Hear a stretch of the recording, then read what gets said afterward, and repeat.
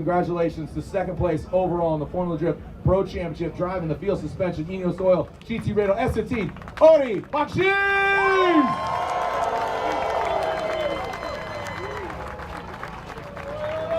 Odi, Odi, Odi, Odi.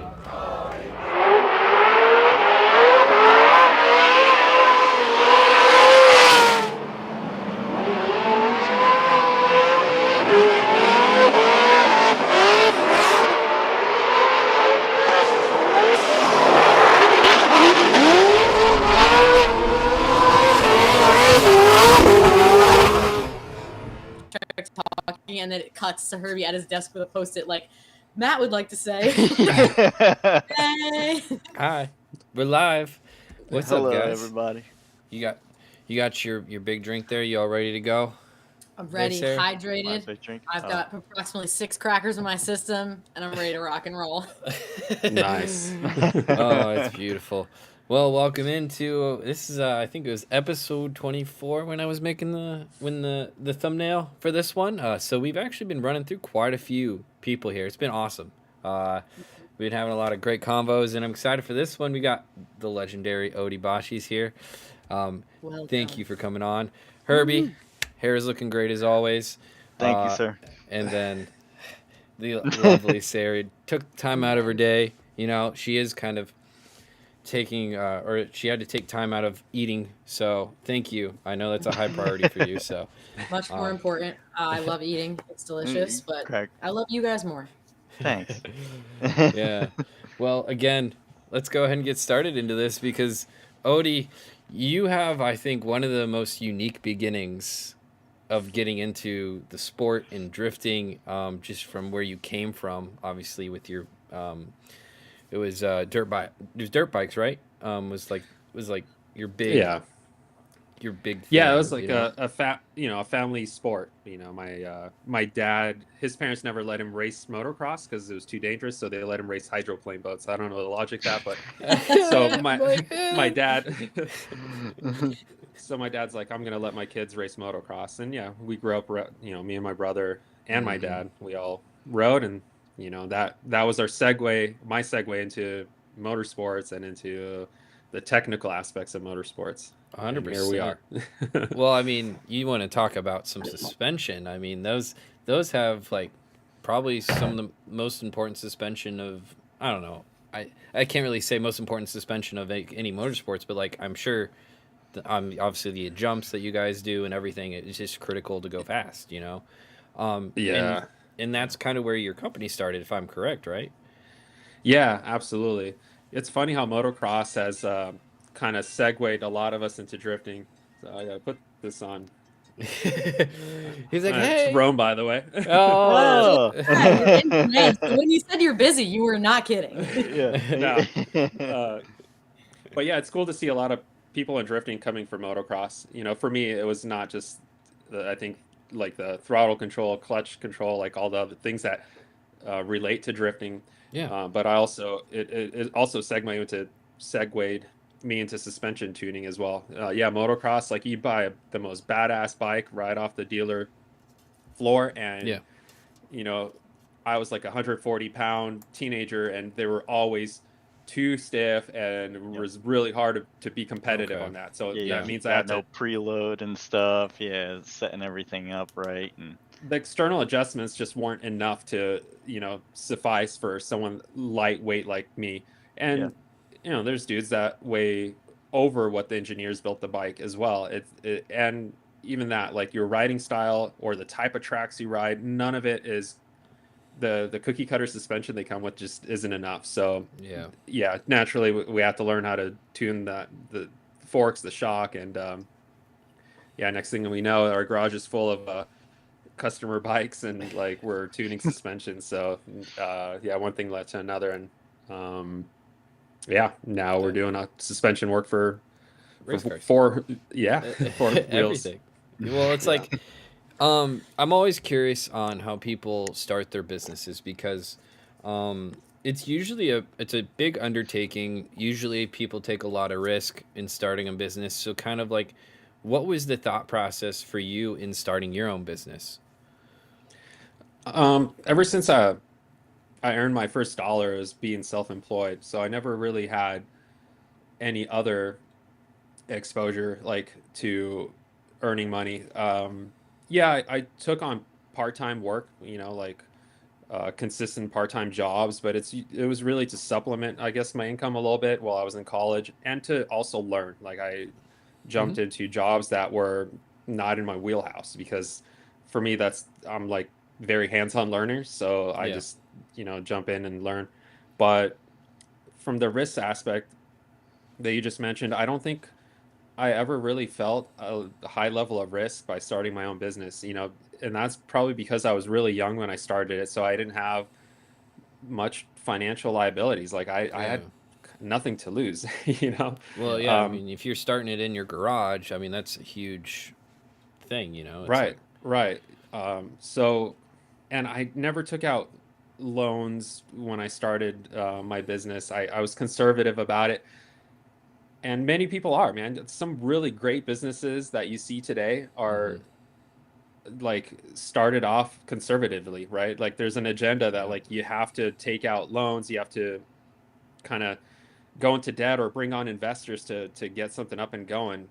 Yeah. Yeah, that's a fast track to doing it, but there's another way to do it as well. right. Yeah. I took my time with it, and yeah, I was just at that age, I just didn't see the risk. Now it'd be a little bit of a different story because now I have, a family to support and um, 100%. it would feel a little riskier, especially if I Yeah, had a consistent job to walk away from. Yeah. exactly. Yeah. Well, How old were you when it started? Man, I was in high school.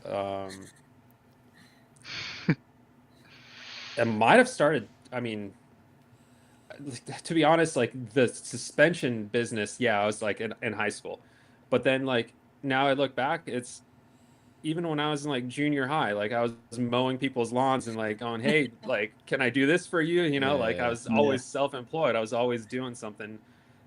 Um, and I lived frugally, like I didn't hmm, need much cash. So if something looked interesting or fun or I wanted to try it, I just kind of went for it. And hmm, luckily, the things I enjoy, like other people want, like I yeah, remember I had my first car and the body like of the car was terrible, so I needed to do body work. And next thing I know, like my one of my neighbors that collects hot rods like cruised by, he saw this young kid sanding and block sanding a car like on the yeah, driveway. He's like, "Hey, I got an old Chevy Malibu. Can you like do the body work on it before it goes to paint?" And next thing I know, like I'm getting paid by this old dude that collects cars or is building a car, to do that. So, um, yeah, just, I found things that I really enjoy doing, and luckily there were things that people are willing to pay for. So, 100%. yeah. Well, Nice. I I'm curious to hear about the suspension industry in general because it's like like how did you first make the transition from like tuning suspension to then I guess making your own suspension, if that's kind of and like how does that process? How did you start to get into that process? Because I assume Yeah. obviously you didn't start making suspension for bikes, you just ended up adjusting it per se. Yeah. So, like the motocross industry, the suspension that the bikes come with is really high end quality. It's either Showa, Okay. Kayaba, uh, made by top notch big companies that spend tons of money on R&D. And then it just comes down to tuning it, right? Like Okay. even all the factory teams, you know, yeah, they're OEM equipped, but they are tuning the crap out of it. Okay. Yeah. And it's designed to be tuned by the end user as well. So there's industries or there's companies that exist just for the sole purpose of tuning shocks and forks and not manufacturing their own Oh. um, complete shocks or forks. They might manufacture a few components that allow you to tune them a little bit better, like a few valves that go inside and stuff like that. And I was one of those companies. I was a suspension tuning company. Like Okay. the business model is to take high quality, well engineered suspension and make it work better. Right. Yeah. And there's a huge demand for that. You see it even in off road racing on trucks and buggies and stuff like that Yeah. now. There's guys that make a living off of rebuilding, revalving Fox, King, other brands of shocks that they don't even Wow. manufacture. And Field Okay. Suspension did that for a long time. That was their business model for a very long time. Transition from motocross stuff Did some consulting work for other forms of discipline, other disciplines of motorsports like flat track racing and Oh, nice. yeah, just weird stuff. And I was always like, hell yeah, I'm down. You know, like it's Yeah. something to learn, Yeah. especially when, you know, they bring out a pro rider and they're like, you know, you basically get instant feedback, you know, like I Okay. almost saw a pro rider get tossed off his bike because they trusted me to put something together for a discipline of motorsport that I've never ever done, you know, but then, you know, it's awesome to have the ability to do that. So yeah, it's a valid business model, Right. just tuning other brands of shocks without Gotcha. manufacturing. So when you went into the automotive side of the suspension business, were you still tuning, or had you gotten into actually making your own suspension at that point? I was just tuning. Okay. I bought a rally car because I was intrigued with, you know, just driving, racing, and Yeah. getting my hands on anything with motors in them. So after college, my business started to kind of gain a little bit more momentum. I finally had enough money to buy something more expensive than a dirt bike and play with it. So naturally, the shocks on that car are all jacked up and blown out. It's a rally yeah. car. That's just how it Yeah. comes with the territory. So I looked at the stuff. I'm like, dude, this is simpler than the motocross stuff that we're working with. Like, there's no Kashima coating, tight tolerances, like a bunch of aluminum moving parts working in harmony. This is pretty rough and pretty basic. So Yeah. I made some tools to take it apart, source some parts, and next thing I know, like I became like a North American service center for one of the rally brand of shocks, and then yeah, just started kind of gaining some more momentum in automotive, and people like realize, hey, we could send in our shocks to feel and get them rebuilt, get them maybe change spring rates, change valving and stuff like that. So Yeah. that was my segue into automotive, is through the rally car that I bought, and then got into the rally community, and you know, was rebuilding stuff for a lot of the teams. Wow, that's That's really When pretty sick. Yeah. when X Games would come through California, I there's a few teams that knew about me, and if there was like a bad incident, I would get a call sometimes at like 1 a.m, like, hey, we got some Arson SP shocks, and we need to transfer the reservoirs over to the spares or something. So I remember just being like, yeah, I'll get up right now and run over there and like just do it, because it was just interesting to me, and it was Wow. exposing me to like another, you know, All these different niche. Yeah, avenues, you know, yeah, and it's like yeah. knowledge is power at the end of the day. And it's, you know, Yeah. So I was kind of just, you know, going with the flow, finding my way, and just having fun along the way. So when you go into, let's say, when you were tuning a new discipline or something, how did you just use your previous knowledge from previous things you've tuned and then try to apply it to that sport, or did you like consult with other people that were doing like rally suspension, for example, when you would get into that different genre of motorsport? Yeah, all the above. And on top of it, reverse engineering stuff, just like taking shocks apart when I had to rebuild them, right? Like, Yeah. and just like looking through every single circuit of the shock, and figuring out what makes this one work as good as it does, or what makes it work so shitty because the customer keeps complaining about this certain facet of this shock, like, you know, like lack of bottoming resistance or whatever it is. And Yeah. after doing this over and over and over again, I started to really catalog like what makes a shock work well, what makes it fail, what makes it you know, inferior. Like, just you learn from, you know, repetition, and from taking apart such a wide range of stuff. You know, I took apart shocks that aren't even supposed to be taken apart, that are welded shut. Like, we did this a lot. You know, I just like that kid inside me that was just like, hey, like, you know, let's take it apart and figure out how it works, and just to see. That's cool. Yeah. So obviously you had your business. If I'm correct, you were only drifting, I believe, for 3 years until you hit your first FD round. Is that right? Yeah, yeah. But I mean, I got the bug bad. Like, it. I spent probably, you know, more money than I should have spent that first, you know, 1 year, 2 years, 3 years. Like, but it was fun. It was a hobby, man. And I luckily didn't have, you know, too many obligations at the time. I had my business. Yeah. and that's it. So disposable income was like, we put it wherever you want, right? Like it was like that. It all happened at the perfect time, right? Like I discovered drifting when financially I was like, I could sustain this kind of deal. And I bought my first drift car. It was an S13 with an SR swap, but like the swap was just thrown in there like stock KA like exhaust system, like somehow Frankenstein to the to the downpipe. Had like brown carpet, like mix match, like you tell the dude just like put it together from whatever he had. Yeah. But like literally next week I just fixed a few mechanical things and I was drifting it at our local go-kart track, just as shitty as it looked, and but I went literally like every single week at least once, probably for the first almost a year of just doing that. Did you have like a relationship with the guy or something, or was that just events that were that often there, or like was it like a test and tune thing, or like what was? So it's like the perfect storm, right? I had enough money, I had like didn't have obligations, and the other part of the perfect storm is there was a facility, a go-kart track called Adams Motorsports Park, that at around that time was having Thursday night drifts. It was like it just like kind of popped up. It was new and it was readily available. Like it was low cost of barriers to get into drifting. It was $20 an hour to go drift this track. super loose rules. Like no one checked what kind of helmet you have. Like it was just like was there a ton of cars there?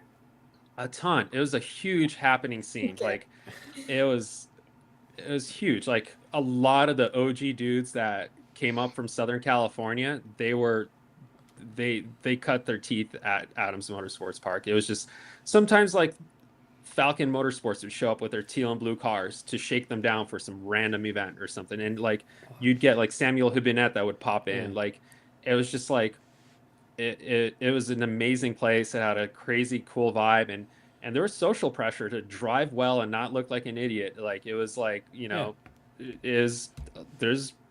was kind of like the whole drift scene was brewing there pretty good, and it was cool. So I got the chance to drive like every Thursday night. I would go as often as I could if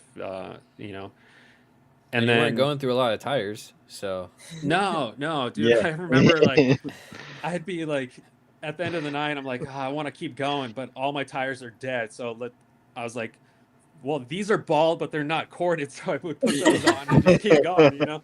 I mean, it was not uncommon to see cars. It would go into the night, like it was start at 8 p.m. and go till like 10 or something, and it was not uncommon to see sparks coming out of like 50% of the cars because you would run them down to the cores, right? It's a very technical, tight track. And we would stack a lot of cars in tandem, and if you could tandem and keep proximity on that technical track, like you are going to do okay at any other track because it's tough. So a little less than a year of doing that. And then I decided to compete because I just want to drive more tracks. I wanted to go out to more events, and like in order to drive more different tracks, like you kind of have to compete. Some tracks, they don't really have open track days unless it's a competition. And I did 12 competitions in my Pro-Am year. It was like the one and only Pro-Am year that I did. 12. I literally 12. You mean like 12 rounds or 12 different about 12 different competition events. So in that one calendar year. Yeah. So that means I was going wherever I could. I would go, as far as Arizona, and then. Did you upgrade the SR by then?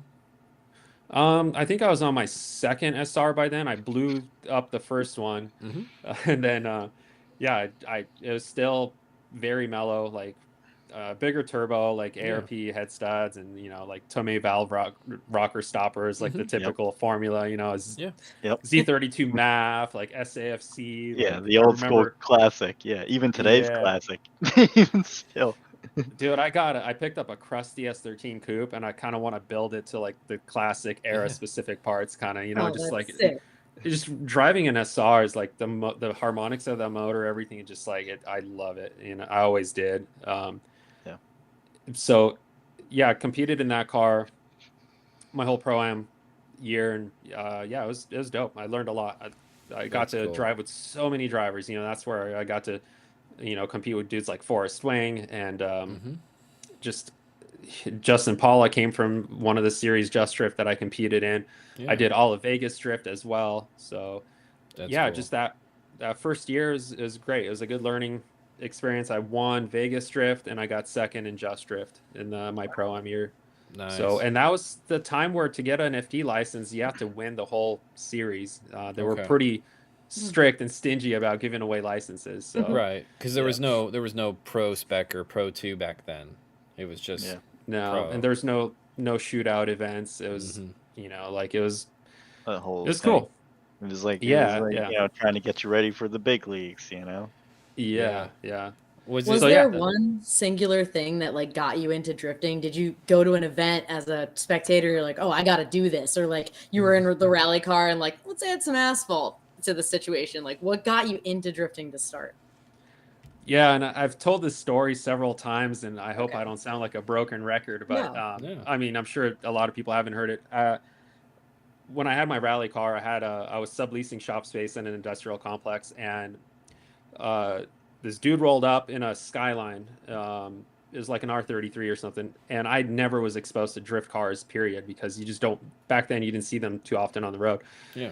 And the wheels were like poking out, tires were smaller than they should be for the rims, and the dude like happened to stop by because he knew one of the other dudes that was also renting one of the shops in the industrial complex, and he saw my rally car and we started shooting the shit, and Yeah. he's just like, I was like, what is that car that you drove in? Like, what do you do with that thing? It looked like a show car that like was beat to shit. Like it doesn't Oh, make okay. sense, like Yeah. so he was like, yeah, like there's a track right down the street. It's called Adams Motorsports Track. It's a go-kart, and we go and drift it every Thursday night. I'm like, all right, like I'll go, and check it out. Yeah. Like you actually drive this thing on the track, like with the wheel fitment and all that. He's like, yeah, dude, it does crazy. it. So yeah, I went out and I think I cool. went for 3 times, and I like rode along with him, and like I was just like blown away because rally is not accessible like in the United States. Like you can't take your rally car out somewhere and go do a test day or a test session. There's like no legal place to do it. Like so everything's sketch balls, and you're always just like, should I be doing this? Probably not. And I was blown away that drifting reminded me of motocross. You could go to a track once a week at least, and like you could drive with other people on a hot track. Like you could just go and spin laps, and it's like no big deal. So yeah, I was so drawn to that, the accessibility of it, and I was blown away with the talent of the kids that were out at the track. They were just insane. They were like, the car control is unreal. Like I was only exposed to like road racing, autocross, off-road. So to me, it was like, holy, the first time you see drifting, and if it's done well, it is freaking mind-blowing. Yeah. So that person's name is Ryan Literal, by the way. No way. Wow. Yeah. That's funny. Of course, RB Skyline should have gave it away. Yeah, the RB. Yeah. So yeah, I mean, he sucked me into drifting big time. I didn't know who he was. I didn't know what drifting was, and he was nice enough to invite me out. And like, I was just like, hey, can I ride along when you go? He's like, absolutely. And I was sitting where I'm used to sitting at the driver's side. His left or right hand drive car, so it was even better. I was like, this is great. Yeah. That's so cool. Nice. I mean, I'm curious to kind of say. Go ahead, Herbie. I guess that's like, you see a lot of people that are in drifting today that, like you said, they come from motocross, biking, skateboarding, where like you come from like these things that push yourself to these limits that you can practice at these, whether you do it illegally or legally. There's tracks and like sanctioned places and skate parks, and stuff like that. And then like, it's like, all right, we're getting a little bit older. We can't really fall that much anymore, So it's like, what's the next coolest fun thing? And I feel like now the more eyes just look at drifting, it's like, wow, look at that. Yeah. And motocross once again kind of sucked me in too, because that shop I was subleasing space from was a motocross shop. It was called Canyon Racers, and Ryan Literal also rode motocross. And this was right at the base of Ritchie Canyon, which is like a pretty famous spot for Yeah. freestyle motocross. Like you see it in a lot of ton of videos and stuff like that. So I was like in a cool spot to be doing business with motocross, and just happened to be that someone that was into drifting that had a motocross background bumped into me, and is really through motocross. So yeah. That's cool. Neat. That's awesome. Like, and obviously bringing it back into drifting, you not finally, I mean, you very quickly make it into Formula Drift. Did you feel prepared when you jumped in, or was it still kind of a big shock when you made the jump to the pro scene, you think? I got a lot of confidence during like all my pro-am competitions, honestly. I got, I mean, doing 12 events, like competition events, and on top of that, a bunch of practice. Like me and my friends, like there's a group of us, like that class that graduated together, right? Like we all went and drove a lot. Like I drove so much. And then I would, look at some of the FD drivers and the way they drive. They would come out to some of the tracks too, and I was like, I think I could do that if I just had more power, more angle, and like all the, just put the recipe together. I was like, so no, I felt confident. I wouldn't say I felt confident in the beginning of my pro-am season, no way. But like towards the very end, I was like, I got the hang of this. Like That's cool, I am comfortable running doors, like, and that's awesome. So yeah. Cool. So like I want to kind of bring it back to the business side of like, okay, so like you're obviously tuning suspension throughout this whole time. When does the switch to doing your own suspension happen, and like how do you even, like, obviously you don't need to give away your secrets of how to do it, but well, how do you even go, like, do you talk to a manufacturer and be like, hey, I want to do something custom here? Like, how does it even work? Yeah, so when you're having to rebuild shocks, especially for brands that don't have after sales support, like, they manufacture a shock or they private label it. They have it built by some factory overseas, and now like that shock fails or wears out for the end consumer. I was in the business of sourcing those parts and being able to rebuild that shock. So I kind of already got to know quite a few, I guess, like manufacturers that make some of the components. And I mean, it was still a stretch. Like it was still hard to source everything to put a shock together. And but it just seemed like the natural progression, like we were rebuilding some shocks that were getting so old, but people liked to use them because they were like, they worked well. But it was like some of it, the components weren't even rebuildable. Like the surfaces were too worn out, and it was just kind of like a calling. I was like, hey man, there's guys that want that quality of suspension, or a suspension that works like that. And I know how to put it together. It's just their parts are too worn out to be rebuilt over and over again. So it just seemed like logical to, hey, like let's put it together and let's start small. Like we offered only like less than a handful like applications at the beginning, because I wasn't trying to like get rich off of selling coilovers, to be honest. I was like, hey, let's just do it because there's a demand for it. Let's keep the tuning business model going though. Like that's going to be our bread and butter, and let's sell a few of these applications that just seem like a no-brainer. And I happened to start competing in Formula Drift that same year. I think it was 2011 is when we first started introducing field branded coilovers. And it wasn't even at the beginning of the 2011 season. Like I didn't even have my own brand of shocks on my car. At the beginning, there was another brand that we were a service center for, the North American Service Center, and I was trying to make their shocks work as well as I could for drifting. And like I was starting to hit some barriers. Like I can't manipulate this hardware anymore. There's too much friction. The stroke is like too long in the rear to work with our suspension geometry. I was like hitting dead ends, So that kind of really prompted and pushed me like, hey, like this is an application we have to make an offering for, and I need better suspension myself, period. So That's it's interesting. You stepped up to the plate for real, and now are helping tons of people now with your progress and R&D that you did, and we're all thankful for those 12 or few applications that you took on.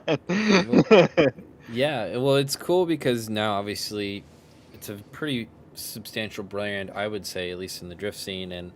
And I'm kind of curious now. So you obviously are now making suspension for different vehicles. So like, what's the process of a new vehicle? You're like, hey, this would be a good vehicle to start making suspension for. Do you get that vehicle in and just test some things, or do you like get a competitor and kind of see what they do, or like how do you develop the suspension for like a new chassis that you don't have a suspension piece for yet? If it's a vehicle that we could get our hands on, we definitely do it, especially if it's a vehicle where we're not going to just create like an entry level coilover kit, like just a regular 441 that's you know, maybe just going to be used for road going cars or something like that. If we're going to dive deep and say like when the A90 Supra, you know, came out, like we felt like we needed to get our hands on it as soon as possible because we knew this is going to be a chassis that's going to be popular in motorsports. So I try to get my hands on chassis as much as I can. We have a dedicated like bay at Field Suspension with a lift to be able to, you know, take the car and measure everything out. And luckily we have so many weird prototype shocks laying around that we could like Frankenstein a pre-production prototype kit. We have like, you know, simple machines like manual lathe, manual mill to make things happen, a 3D printer to accelerate the, you know, pre-production process. And then we got awesome partners here in the US. Some of the stuff is machined here and also in Taiwan, so we can send CAD drawings of stuff and get it made. But to answer your other part, like the main question is, I could actually take a vehicle if I have dimensions from like we have some partners that we can get dimensions from for vehicles, like knuckle dimensions and stuff like that. But then I basically need to collect some valuable pieces of information, like the weight of the car, the motion ratio of the suspension, the weight distribution, an estimate of the unsprung weight, which is, it doesn't deviate too much, but you'd be surprised. And then I need to shoot for a certain natural frequency, and that's just a unit of measure to measure firmness. So like every discipline of driving requires a different firmness, right? Like road racing, if you're on slicks, like you need to have a very high natural frequency, like 3 hertz or above. So, you know, I could just collect information, and it's a lot of it is mathematical. You could get pretty far, but then you also need that experience you need to tap into, because sometimes you can calculate something out that's, you're going to be great on paper, but it doesn't always work out. And having the experience of working with a lot of cars with different suspension designs, like that's what I was going to ask is like, do you have like formulas for each different type of suspension design, I guess, or like how do you, is it just experience, you know? We do, and there is some proprietary formulas that I created that allow me to, you know, because it's not just me, like we scaled up a little bit, right? So I have employees that I have to train up, and we can't have everything be choked down because of it having to funnel through me.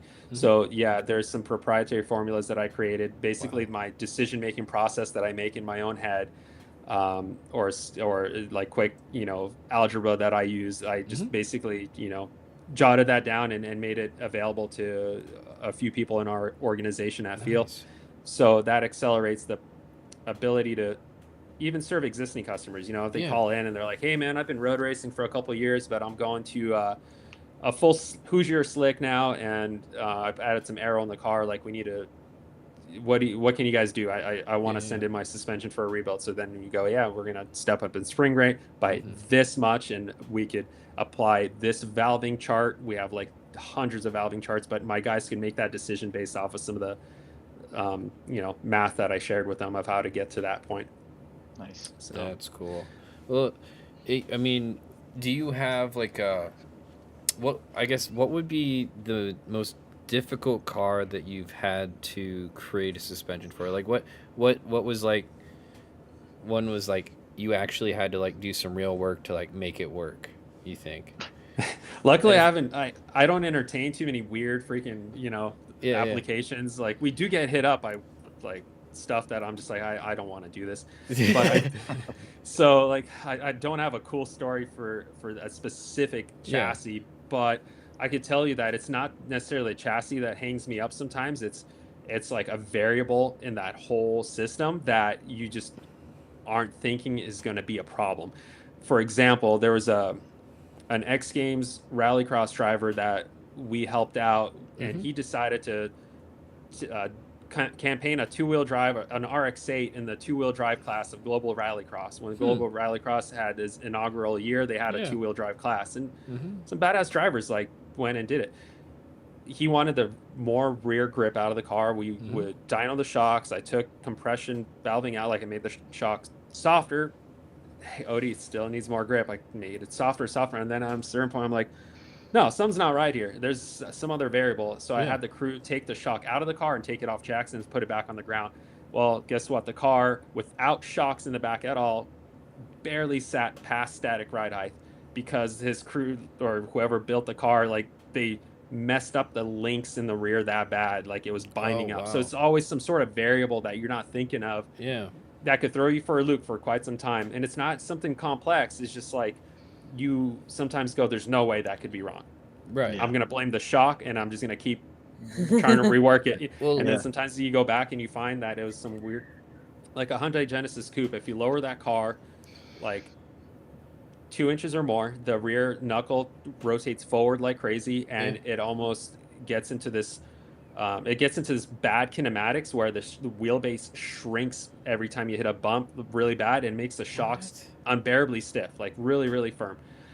You could throw the lightest spring rate you want, the softest valving you want, the car just rides like it's really, really stiff. And, that's one of those things that you get hung up on as a shock tuner. You're like, all right, let's just keep doing this. And then you're like, dude, if we just rock the knuckle back like 3 degrees, like the car rides beautiful, Right. So Well, that's what I was that's one of the questions I had was like, you drove a Genesis in FD for a hot minute. You like, I've not heard good things about those cars just from a suspension side in drifting. So I'm curious to hear your side of what you think of a Genesis is on this, like for drifting. Yeah, I've been that guy that discouraged so many people that, like, I feel bad. They would walk up, they're like, dude, I'm building a Genesis. Like, what do you think I should do? And I was just like, stop. But it seemed like, and it was cool. I made it work, man. We got fourth in the championship running it. And we did some cool stuff with that car. Like, I shipped it to Japan twice, got second in FD Japan and Fuji. Yeah. Did the FIA thing with it. Just like we had a good time. And looking back, like at that time, that was a cool deal. Like, it's hard to say no. Like, a company comes to you that has some sort of vague relationship with Hyundai, and they are offering you a car that has a more expensive power plant in it than you have in your own existing FD car. I mean, it just seemed cool. Like, I saw, like, hey, maybe there's opportunity to get a factory Hyundai ride because they have a relationship there. Like, let's show proofs of concept, and then we'll throw a Hyundai motor in if they need to. So it seemed rad, but the car was really tough to work. And the only way I rationalized doing that is I gave myself a multi-year plan, and I came back to them. I said, look, I could do this, but we gotta stretch it out over 2 years. The first year I got to be able to test the car, and we'll do select events just for your branding sake. Like, we'll do these events, and it'll also be a learning curve. So those events will serve as good testing. So I did one FD round. I did Long Beach, the sketchiest round, in a car that was technically not really great. Like, I remember the week before drilling holes into rear bash bars because the way the structure was built. If I tapped the wall with the back of the car, it was too rigid. It was like not going to soak it up. Suck you in. So, like, there's quick fixes that I had to do. Luckily by then we had resolved like a lot of the suspension design issues. But it was tough. Like, the first time I drove the car out of the box, just the way it is, the team like gave it to me and I'm like, try this out. I swear I felt like I bunny hopped when I transitioned really hard. Like, I would wind up the car and it had so much spring back, it felt like you would like bunny hop. Like, it was and it was heavy. It had a lot of rotating mass, a lot of polar weight, a lot of weight was behind the rear axle. Like, the thing was just a handful. Like, but I saw potential, right? It's on 4 wheels. It's a front engine rear wheel drive. Like, I knew, like, hey, like, it could be done. Right. You Yeah. just, but yeah, like factory Hyundais are not something you ever recommend. I mean, I bought one when I was competing in Yeah. the Genesis. I bought one just to, I thought it was Not- cool. Like, hey, yeah, like yeah. I'm gonna support the brand, Well, like Hyundai. they're a good looking car, and they Yeah. have intriguing engine platforms as well, in them as well. No, they do. They really do. Yeah.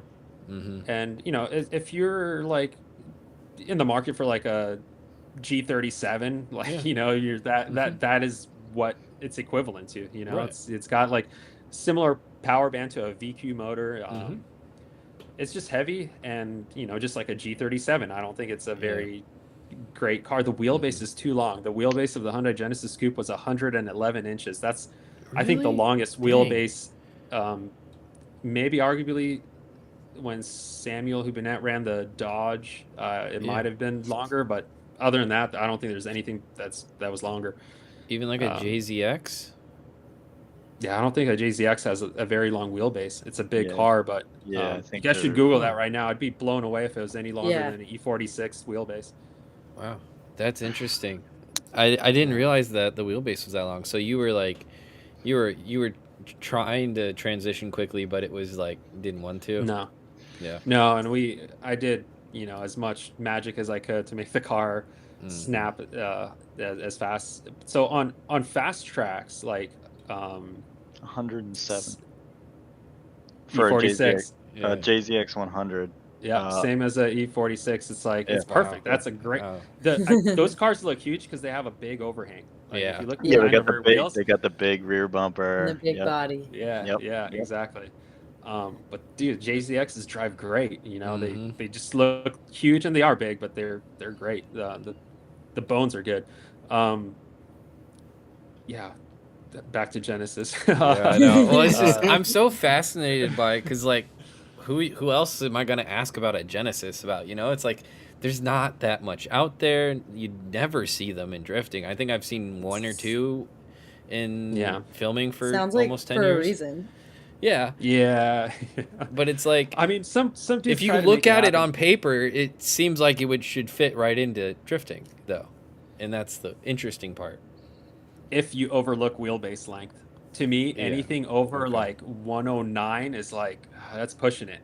Yeah. Because it's hard to maneuver that long of a wheelbase on To tighter get it tracks. to want to rotate around and Mhm. all of that. Yeah. Even Do you I have just a- looked up the S550 is also 107. Really? Wow. Yeah. Okay. Yeah. Do you have Yeah, an there's- opinion on too short of a wheelbase then? Like, what is your opinion on Miatas? So I bought my daughter a Miata. Like that's her first car I that saw. she learned how to drive stick in Yeah. and doing donuts in. And I was like, okay, like let me show you Adrena how to let's go on the track and let's link Yeah. the track. Like this is what you will look forward to doing. And yeah, it's tough, dude. They're the lack of power is kind of like I think the real reason they're tough. But Okay. Mhm. yeah, on a big track, I could see it being a handful. The S chassis is on the ragged edge of being too short. Like depending on how you have it set up, it's 98 to 99 inches wheelbase. Yeah. But something just kind of works. I think maybe that's the ragged edge, the threshold. Yeah. But tight tracks, it's fine. Yeah. Yeah. If you're not trying to maintain angle on a very long turn, like it's okay. Mhm. Because Yeah. it's nice to be able to snap from one turn to the other quickly, right? Like that's Mhm. literally like it's aesthetically pleasing when you watch drifting Right. is a car snapping from one angle to the other. Mm-hmm. So like the Genesis 111 inches at Seattle, Yeah. it was beautiful. It was awesome. I could like mid bank, I could like clutch kick, pull handbrake, lift off throttle, do whatever I want. The car is just like sailing. It's just like All that weight, it's still Not- pushing not behind it. disruptive. Yeah. You got the Yeah. length, you got the weight. Yeah. That's funny. planted. Yeah. But I mean, obviously, you went back to S chassis, and it's interesting because you do build suspension for so many, well, not so many, but a bunch of different, like really competitive cars. But you've always stuck it with S chassis. Is that Yeah. is there you have a big reason for that, or is it just what works? Yeah. I guess I'm pretty conservative, honestly. So Yeah. I'm like, hey man, I got so many years into understanding this car, this chassis, all the Mhm. little ins and outs. And I always find weird like quirks about it. So I think like if I put myself in a brand new chassis, like how many of those weird things that I haven't learned are going to bite me in the ass when I'm at an FD event.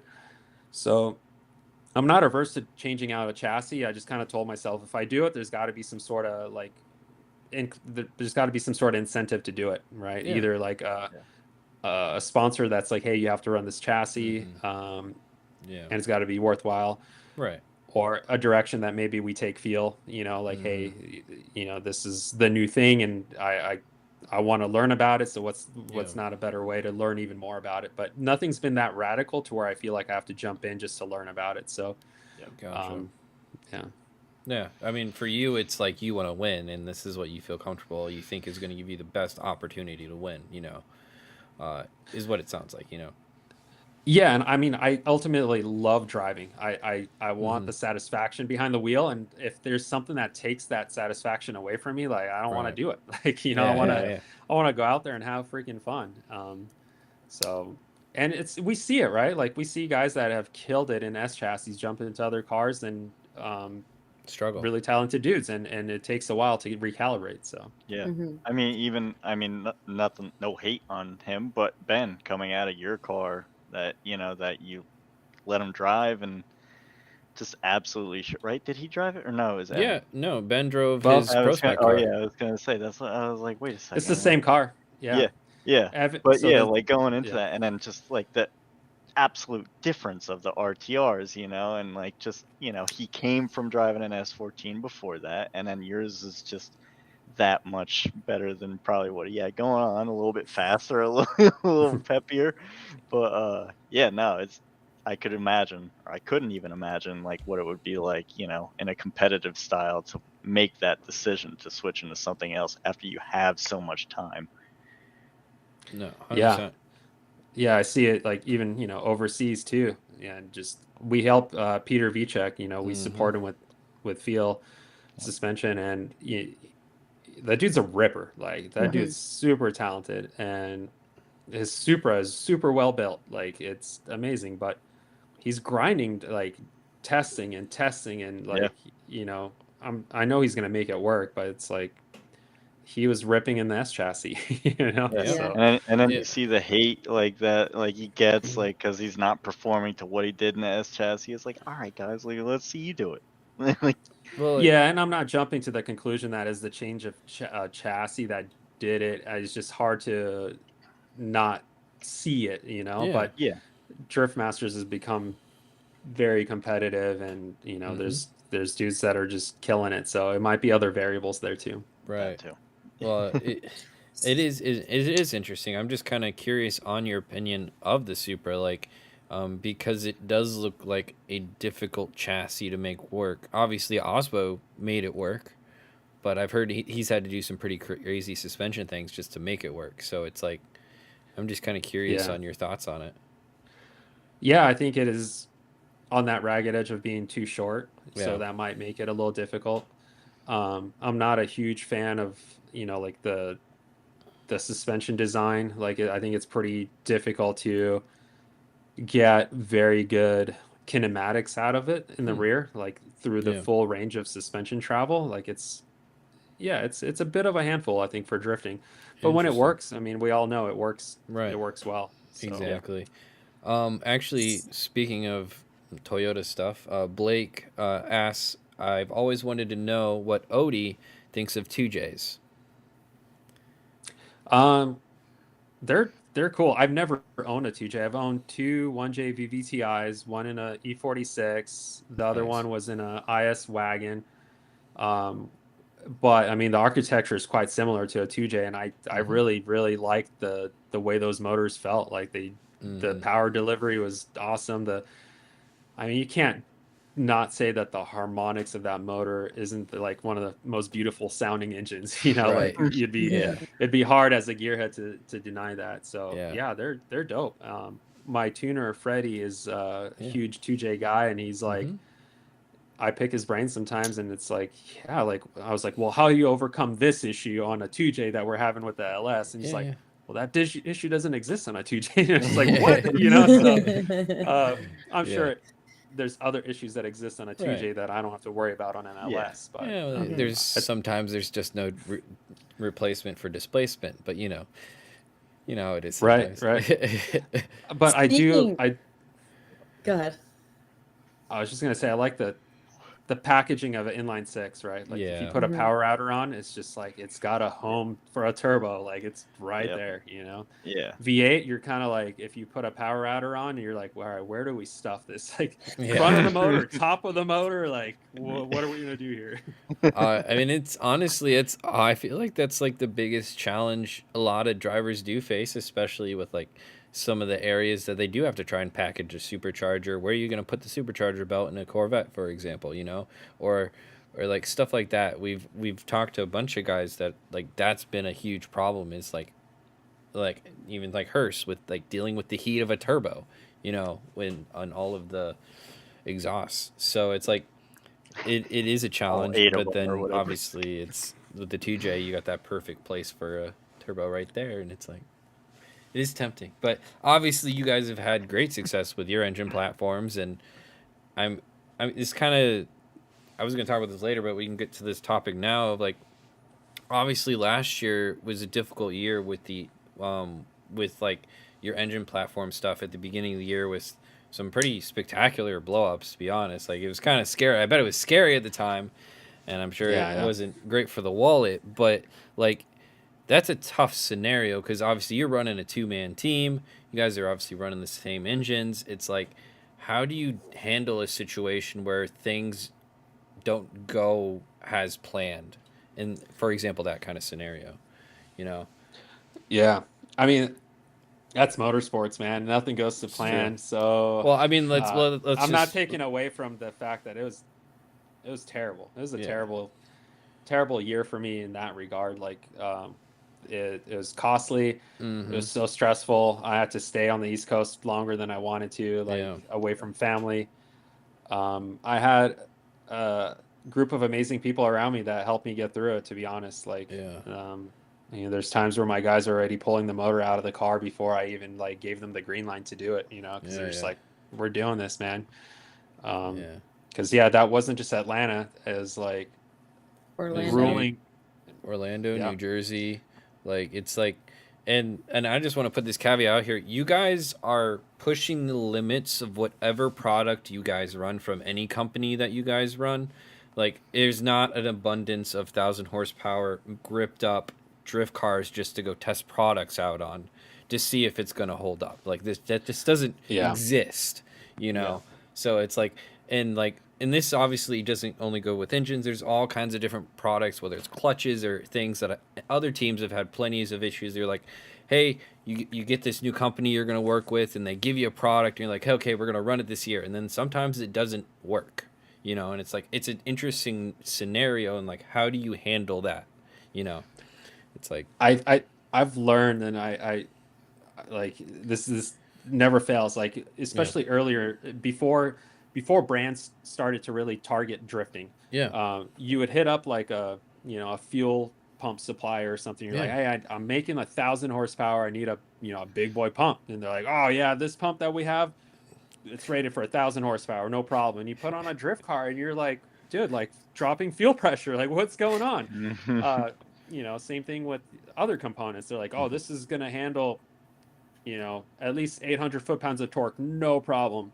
And you put on, you're like, this shit just broke or it's like wore out. Like, it's like, I think drifting is just very abusive on equipment. And we can't take a lot of the advertised ratings at face value when you're applying them to drifting. Sure, it might be just fine for a ton of drag racing passes or road racing or something else, but drifting is another animal. 100%. And like, at the top levels of drag racing, they're changing components out of the engine anyways, and it's expected. With drifting, we're still in an element where we're trying to keep engines alive for a season if you can, maybe do a refresh if you're one of the high end teams, like halfway through a season, so it's like how does, like, going back to kind of your scenario, like, do you just kind of go back to the drawing board, or like, do you do a diagnostics on the engine? Like, how does that kind of transpire with like your situation, for example? So for me, it was really I was a little bit stubborn. Like we've been running this engine package more so like the same package for about 10 years, right? Like Yeah. I was just like I this hear works. it every year. It's very loud. Yeah. This is the only one I gotta say. Your car is the only one so far, and I mean this with love. It came by me like when I was right at that last zone at Seattle. I don't know what, but the wall and the way how it was Mm. echoing right off of that wall, it rattled my eardrums so good that then I was like literally dizzy for the next 15 fucking Where's your hearing protection on track, Herbie? Yeah. I was like, holy shit, I've got all this time, and that is the first time that it ever rattled me like that. I'm like, that is impressive. I'm like, golly. And like, with Matt with the Coyote next year, I'm like, buddy, please. I'm like, spare me. We're going from such great angel noises to now. Yeah. It's just moving a lot of air in Yeah. and out of the motor, man. It's just Yeah, it is. Yeah. It resonates through everything, and yeah, it makes cool sounds. It is. So, It is such an angry sounding car. yeah, I Given personally the bad luck you've had like last year with engines, I feel like you guys still finished amazing. And the team that you had behind you, like in the Orlando situation, you guys were out till what, 2, 3 in the morning, and then you were the first car at practice. I was blown away impressed by that. Yeah, that was rough. Like, yeah, it was just like, I don't know how I had the energy to do it, but yeah, we were, you know, we were the last team by far to leave the track, and I don't even remember. It was like 3 in the morning, probably. It was. I don't think it was any earlier, and I knew I had to get to the line right away because the Okay, so the motor that we put in that car literally showed up, I think, the day before that on a hot shot, like a truck that put it in their car in Texas from my engine builder, Texas Speed, and ran it across the country and dropped it off at Orlando Speed World. And here we are with my guys putting it in the rig, like, oh, hopefully we never have to pull this thing out. It's just a spare motor, but I'm diligent as a team owner. Like, Yeah, it's yeah. not just me driving, it's Simon as well. Like, I need a Yeah. spare motor. Mm-hmm. We didn't have any aspirations to use that the whole season. We thought it was a freak thing that happened in Atlanta, and that it is not going to happen. Like, realistically, what happened in Atlanta was the crankshaft was the wrong crankshaft that went in that motor. So dang. it didn't have the strength that it needed. Yeah. But like, once again, is advertised to be strong enough, but we didn't have experience ever running that crankshaft. I had my doubts, but we kind of had no choice. Like, that was the only one available, and it was advertised to get the job done. And after the fact, doing some poking around, people are like, "Oh, that crank, yeah, man, I put that in my motor, and it didn't live." It's like, Really? so all right, well, yeah, It's like sick. so yeah, it was destined to happen. But and kind of to get back to your question, like, what did I ever figure out what's going on? So yeah, like I was pushing the limits. I was being a little stubborn to switch from a wet sump to a dry sump. I was like, nope, if it's been working for me, and we tear down the motors and the rod bearings are not like roasted, like and mains are not roasted, I'm just gonna keep running a wet sump, and I think that we just cranked out a little bit more efficiency out of the motors, and it just put us right over that tipping edge, and that was it. A little bit more heat, a little bit more sustained RPMs, like it was just, that was it. It was that threshold. So Yeah. Wow. So I mean, obviously, you just dial it back that 5%, and then you're good. Kind of was like what you did. We dialed it back. We we had a lot of data on the car. Luckily, that round, like, we're monitoring EGTs and oil temp and oil pressure, and we had a great tuner that was able to analyze the logs. So we were just being very careful from that moment on, and like just overcooling the car if we need to. Like, we're very cognitive of all the warning signs, instead of me like saying it's an LS, just freaking send it, it'll be fine. Like, I learned that there's a threshold to that. Well, I mean, and these aren't your cheap junkyard LSs anymore. They're easy. We were literally running out. sometimes it was like not even the money. It was just like, who has a aluminum block that could handle the power in stock right now? Yeah. exactly. How can we get this motor from Texas to Florida right now? So yeah, it was that was tough. And then yeah, we dialed it back a little bit. That was the thing. And then honestly, I was preventatively changing out rod bearings after that as well. In between, Yeah. I think halfway through, like the end of after Jersey, we did rod bearings on all the cars, and then in between Jersey and Utah and Irwindale, I did rod bearings preventatively as well, just because I couldn't risk it. So yeah, we were just walking on eggshells the whole season, and That's and tough. really, I mean, I would tell my tuner, like, I would do a run and practice. I'm like, Freddie, like, the car's slow, dude. And I feel like you richened it up again, didn't you, Freddie? Like, it just doesn't sound, it doesn't have that hit. And he's like, yes, Odi, it's for the safety of the motor. Like, God damn it, like. That was Freddie's first year, right, with you this past year? Yeah. I'm friends with one of his buddies from down in Florida, and I kept asking him, I'm like, is Freddie all right? I'm like, it's not his fault, right? I'm like, is he okay?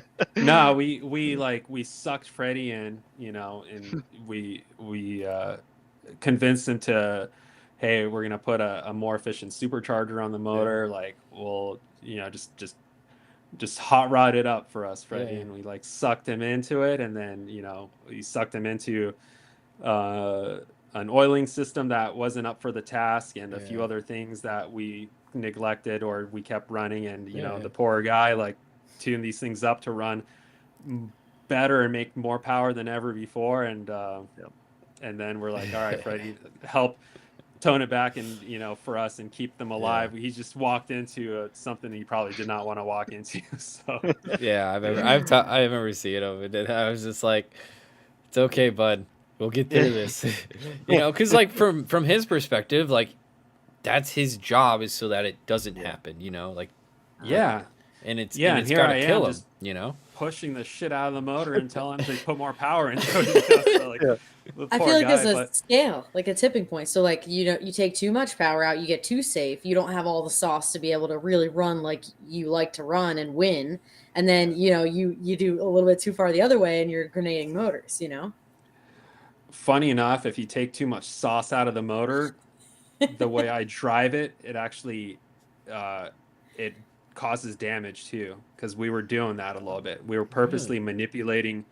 We had some cool technology we were playing with, and it just made me drive even more like an asshole. And that was creating higher EGTs, which is melting things down or on the ragged edge. So so there's no winning. You gotta just have the right equipment, right? Exactly. And then kind of To be fair though, not any other team, I feel like, or teams that have less experience than yourself, that would have been a season ender, and you guys were in the hunt all the way to the last round. Like, you got to be proud of that. I am, and that's what's given me the encouragement going into this year. Like, if I could do it with all the challenges that I had, then it's like, wow, let's try it again, and hopefully we resolve some of the issues that for sure gave us issues. Like, let's address them, let's fix them. Let's not take on other drivers, because that's a lot of work as well. So I'm very hopeful about going into the season, just like, hey, let's learn, let's take what we learned and apply it and give it all. That's cool. So are you hinting that you're definitely a one-car team next year? I am, and okay. I've pretty much announced it. A lot of people still, I get hit up all the time, trying to, and it's very enticing. Like, there's very cool drivers that hit me up. Well, I think your cars are quite enticing as well. Let's be fair here. You're on a good program, and you got really good cars. You do, and you're a really good dude. It's like, that's like, I don't. It's not really bad faults anywhere there. I just work my ass off, and that's like, that's really what it takes. Like, and there's a lot of dudes do that in FD, right? They work their butt off, and yeah, you know, this year is one of those years where I'm gonna work my ass off, but hopefully have to do it less because I'm focusing only on one car. Because yeah, there's only so much you can do. Something's got to give. So yeah, Yeah. we're gonna Yeah. try to tone it back a little bit this year, and who knows, maybe in the future years I'll take on other drivers as well. You know, it was a lot of fun, man. It's a good experience to learn from other drivers. So yeah, Yeah. maybe we'll do it again. And I know folks always loved when you two teammates did battle. It was exceptional. It was great to watch. Yeah, it's always cool to see, you know, it's almost at that point you're like running a spec class, right? Or it's Yeah. like, Yeah. well, it's all the driver now because the Yeah, cars it are really is. very Yeah. similar. Yeah. Yeah. Yeah. That's cool. I remember Nice. always watching the Wardhouse cars battle, and I was Oh. just like, Yes. they sound the same, look the same, and it's just like It's like a ballet out there. some Everything's craziness is gonna happen, right? Yeah. Yeah. synchronized swimming. That's what I was. Yeah. I mean, it's the same thing when you see like the RTR cars. They're a little bit more crazy, but like, you know, it's like they do drive differently. Like, Unhinged. well, it's like I feel like it's somewhat the chassis. I feel like even when JTP was in, it was like those cars drive completely different than what an S chassis drives like, you know, or Oh yeah. and you know, I guess it's kind of an interesting idea of could you in a battle theoretically would you ever change your suspension based on the chassis you're driving against? Yeah. Yeah. I don't think about it as the chassis. I just think about like, hey, that team, that whole package, right? Yeah. So you have to change setup when you go and battle different cars because some cars have a lot of forward and they have no side, so you can't be stuck behind them diving in. You gotta make your car act more similar to theirs.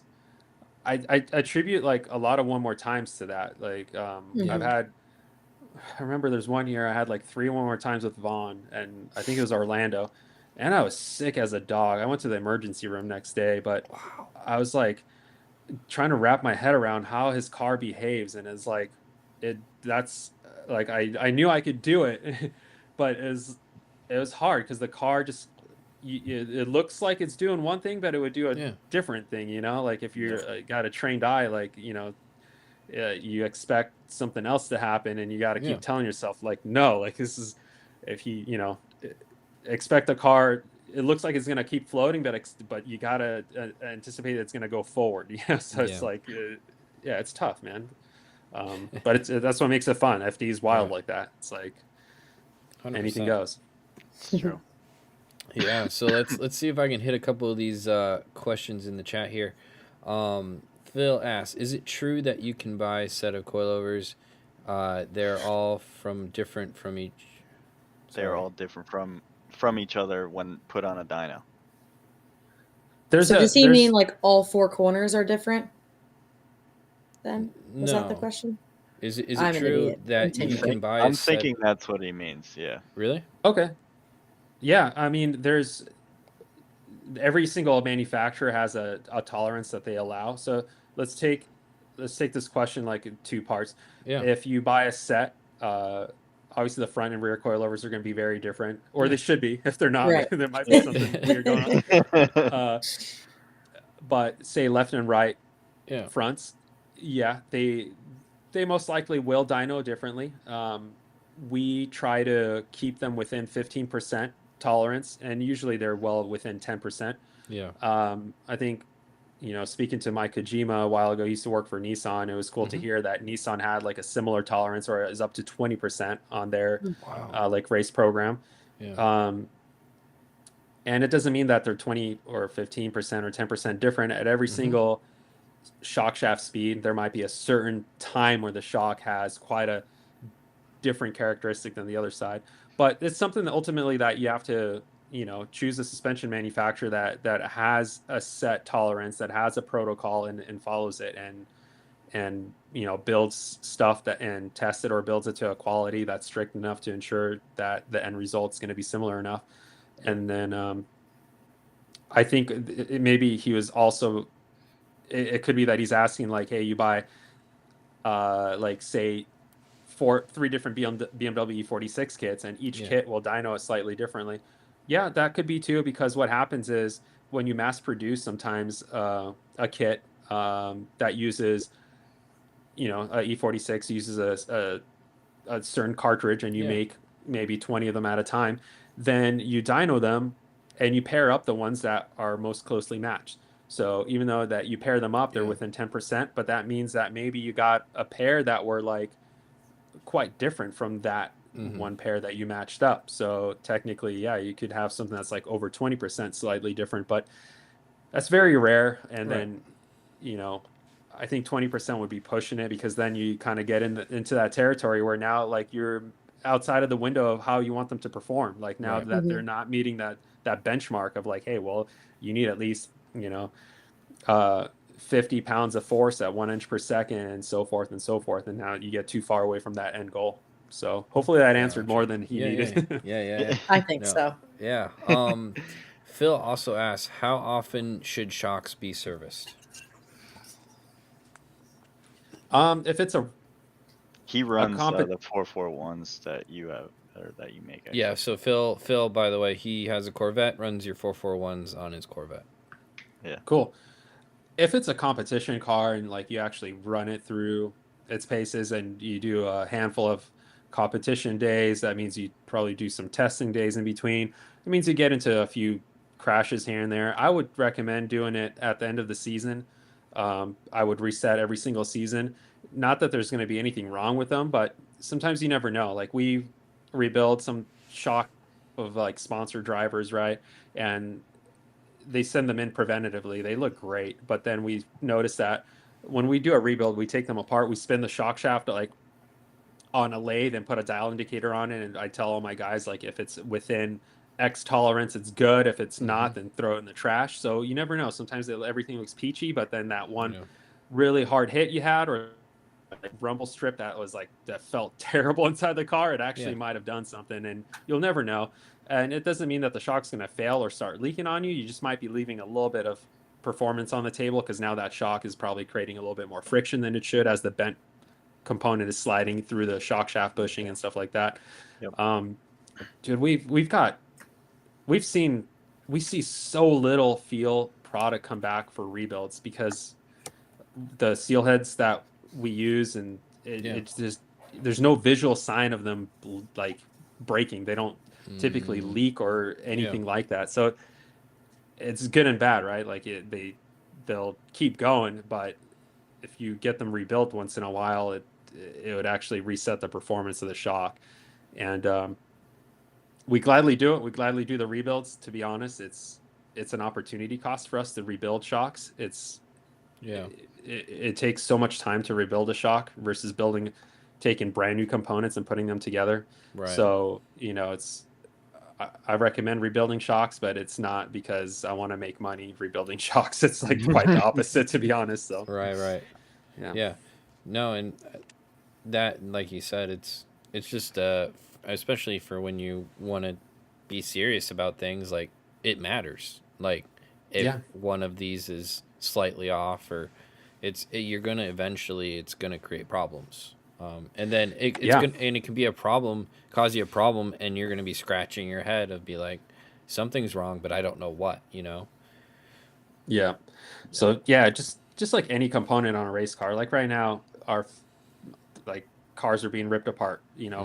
My car is, I'm taking everything apart, and some components, like, you go, why would you ever take that off the car? But sometimes you can't really tell if there's any issue with it until you take it apart. You know, we pulled the rear subframe out. That was absolutely great on one of the cars. But then when you look at it under a magnifying glass, you see cracks forming in all these different areas, you know, and you just wouldn't know it. So you got to re-weld stuff and put it back together. So same thing with suspension and shocks. Like sometimes you just don't know that something might be going out of spec until you really start to look into it deeply. Gotcha. Interesting. And we also have another question from Phil. Is it true that as your shock oil gets older, your dampening changes? Yeah, absolutely. Just like oil inside of your motor, you know, it goes through heat cycles. There's debris that it picks up from the moving parts. So in shocks, what's really important is the viscosity index. So if the shock fluid starts to lose its ability to stay true, like in the same viscosity as it gets hot, heat cycle after heat cycle, it'll start to lose that. Then yeah, your shocks will seemingly get softer and softer over time, and that's that's never a good thing, especially if you get to the threshold where now they're working outside the window that we engineer them to work at. So but it takes quite a bit of time to break down the fluid that much on, say, like a drift car, because the heat cycles just aren't as pronounced as they are on some other forms of motorsports, like a rally car or something like that. Yeah. I was curious just to hear, like, is drift car suspension, when you get into the higher levels, like what you're doing, is it that much different than what drag racing would be? It is. So with drag racing, Okay. you have the ability to isolate like the chassis movement and not worry about some of the like horizontal weight transfer. It's all, for the most part, going straight in a straight line, Yeah. and that makes it a lot easier. You can manipulate the front. You can make the front of a drag car,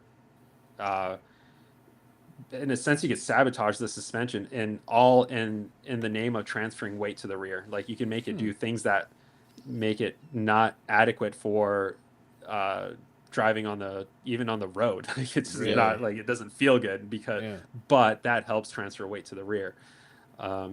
In a drift car, you can't do that so much. Like, there's only so much you could get away with sabotaging the front suspension to make good grip in the rear, because you kind of want the front of the car to make the car confidence inspiring. And yeah, you see some teams push the envelope with the way they set up the front suspension in their car. Like, it makes it look, you could tell it's pretty. It could be difficult to drive, all in the name of making more traction in the rear. Well, yeah, I mean, obviously you see an RTR car and they're pulling a wheel up, and it looks hard to drive, but they're going places quickly, though. Yeah. So it's like it's a constant balance, I'm sure, that you have to deal with. Is like, do you want to, like you said, be confident and inspiring, or you want to go fast, and yeah, it's the consistency type thing. That's where, like, that would fall into place. I would feel more consistent with the confident car to put down a better run. Yeah. And sometimes it's not that some teams are trying to go fast. It's sometimes there's so much mass that they're carrying. The vehicle is pretty heavy.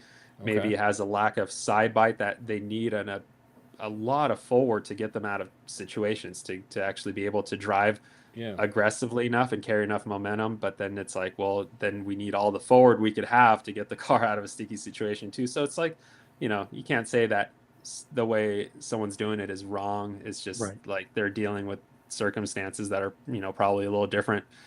100%. Well, Also, I mean, I don't know if there's any other chassis that's more different than an S chassis than a Mustang is. Just from the looks, at least, and how they drive and handle their weight and everything. But speaking of different chassis, I was just curious, did you work with Matt on the C8 that he was building? Okay, I couldn't remember. No, I think to be honest, he was kind of in a cave. Like, I didn't talk to him all that much while he was building it. That's what I was wondering. I didn't know who did anything, because that's a car that I'm really curious to see how suspension would work on a car like that with the weight. And I don't know if you've ever dealt with a mid-engine car before, personally, in like what you've done, or like how to set up, obviously, because the weight's different. Yeah, I mean, fuel suspension has offerings for Porsches, so we've worked with tons of Porsche models, from rear engine to mid-engine stuff. And I mean, the weight distribution is quite different. Going back to, like, me answering the first question, it really plays into that equation when you first calculate out spring rate and the valving profile. So we'll see if he got it figured out kind of in the ballpark the first go around. It's going to be a fun experience for him. Right. Well, in my brain, my monkey brain, I'm like, mid-engine is max grip. for drifting theoretically. Now it's going to make it harder to drive theoretically, but I'm sure you could set up it to be easier to drive. But I'm just curious if that is going to be a future thing where like this is theoretically the best way to get grip, maybe, or maybe it's not. Yeah. So No, that's gonna be that's what I want to know. Like I'm so curious to see if this is like a future thing that we're going to start seeing more of, you know. Yeah, And obviously think, you see Chelsea, he drives his Porsche. That thing looks like it's pretty quick for what it is. So it's like it's an interesting idea that I'm really curious to see more of. I do remember speaking to Tyler McCory because he was the only one that I think that ran a rear engine car in Formula Drift. And That's this was right. way before my time. I remember that. Yeah. That stuck out to me because I think that car is branded as JIC Magic, which is a suspension manufacturer. Oh. Okay. But I just asked him. I was like, "Hey, how was it driving that thing?" He's like, "Well, it was difficult, but when it hooked up, like when you had the line was set and everything, that thing scooted, because of the grip level." Yeah. So, yeah, I think there's something to be had there because we're always trying to load those rear wheels. We're trying to load them evenly, left or outside and inside wheel, and having that weight already statically there versus finding ways to transfer weight over the rear wheels. I mean, in other words, compromising there's something your to be front, had. in order compromising your comfort level to get more grip. Yeah. I just don't know how how it'll feel at angle transitioning and things like that, where you do rely on some of the front, or at least as a driver when you're so conditioned and trained to drive in a front engine car that's rear wheel drive, just has to feel a little bit different. When I drive Porsches, like a rear wheel drive or rear wheel drive car, it's not confidence inspiring to me. Like driving one through a canyon, I just it's like worrisome when you get into slip angle. It just doesn't. Yeah. It just wants to keep going, right? Like it'll snap. Like if you lift, it's just gonna snap back and do crazy kind of things, and you gotta be like almost a step ahead of it. I feel like. Yeah, I mean, I'd love to get more seat time, I guess, in cars like that, because there's probably you could probably figure it out. You could probably work around it, right? And you just gotta. I haven't had someone that hands me a keys to their Porsche and look at it and go, "Hey, spin out and run it off the canyon, whatever it takes to figure it out." So No, I'm just curious if you had any dabbled in any of that stuff, but you are dabbling in new things though. Like kind of from what I'm hearing is like you're thinking about trying to do a lighter car / smaller tire as a possible like something to look at. I mean, like you see a guy like Stuckey, like that's kind of his model now is to try and be light, but like lighter tire. I mean, it's less wear on parts. There's a lot of positives to what he's trying to do. So I was just kind of curious on your thoughts on doing something like that. Yeah, I mean, I'd love to if I, wasn't in a position where I feel like, hey, I should give it all. Yeah. And try to change as little variables as possible to be competitive. I would definitely I would try the lighter car, smaller tire. It just, I don't know where the diminishing returns are occurring. Like you could go heavier car, bigger tire. At a certain point, you're going to have diminishing returns. Right. Vice versa, you could go lighter car, smaller tire. At a certain point, you're going to have diminishing returns. I don't know if we're maybe in the sweet spot right now. Everyone in Formula Drift, with the majority of us being around 3,000 pound car, 295. That seems to be the sweet spot. You just need to run it. You just try it more. I've been experimenting a little bit with my S15. Yeah. I just can't get a lot of weight out of that car because we purpose built it to hit that sweet spot. So I just can't put myself to chop up that car in the name of just experimenting. But I will continue to do it. Just kind of a tough time right now. I played around a little bit before before it got real about rebuilding for next season. I took the car out to Winter Jam and a few other events, and so yeah, it's something to explore for sure, and I definitely want to do it. Yeah. Yeah, I guess it would be tough to like want to make that huge change, like when you were literally like just right there, this past season. So Yeah, it does seem like you have a it's good tough. thing clearly going. And I think it could happen, but I thought about it, and I have to be real with myself, and I'm gonna have to wheel speed's gonna be different. Yep. Nitrous strategy is gonna be different. Mhm. Driving style has to be a little bit different. Like, so it's all these things that just compound, and then you're just like, you'd probably have a blast doing it, but it might set you back a little bit, and I think I'm in a spot where I can't really throw that fun into the mix right now. So Makes I'll sense. find a way to do it outside of FD competition though. It makes Yeah. sense with how, well and how close you guys finished last season to just make a few tweaks and try to, really go for gold in 2025. I understand where you're coming from on that. 100%. Yeah, and it's not like the cars are not fun to drive, man. These Mhm. things are super fun with the Vortec, blower on it, and the engine package. And they're not grossly heavy cars. They're right what they need to be in order to run the 295 tire. So Mhm. it's fun. It's good. I'm always looking for the what is more fun and maybe more sustainable. Right. Like it'd be cool to kind of come to a realization that we can make drifting even more sustainable and than it is now, because it is creeping up there, like Mhm. we're pushing it and everything's getting more expensive. So it'd be such a awesome feat to kind of say, hey, you could tone it down a little bit and be just as good if not better, more competitive. Yeah. So 100%. It's And getting like, I mean, I expensive. think Stukey's told us that I don't remember how much he saved just driving to the track because he ran smaller tires of the weight, or was he saved like 700 pounds or something like that? Can't remember. It was a significant amount, yeah, Yeah, 7 or just 800 because of the pounds or smaller whatever. tire in his trailer, and it was like it's like little things like that I didn't even think. I was like, that makes a lot of sense, especially for like a Yeah. lower budget team. It's like this is an interesting yeah. idea to try and do to be competitive, but also Yeah.